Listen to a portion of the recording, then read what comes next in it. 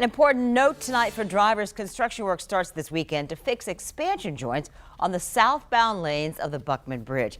Kaylee Tracy is here now with a closer look at what you can expect.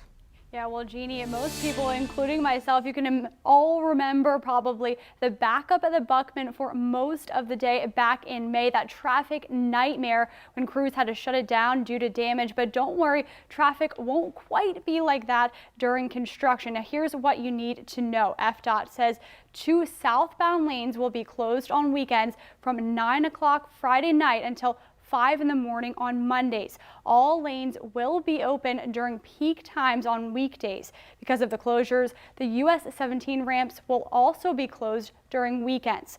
Look for signs detouring you to Blanding Boulevard, and rehab work is expected every weekend through late August. The bridge was shut down most of the day again back on May 27th because around 7 a.m. that day, Florida Highway Patrol got a call about damage to the bridge. FDOT quickly learned it was the expansion finger joint, which FDOT says are regularly maintained.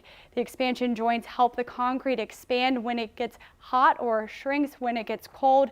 1-inch thick metal plates were installed as a temporary solution, according to FDOT. Now make sure you're downloading the First Coast News app for live updates on any traffic issues as they happen. You can also watch Katie Jeffries reports every weekday morning on Good Morning Jacksonville. Back to you guys. Kaylee Tracy, thank you.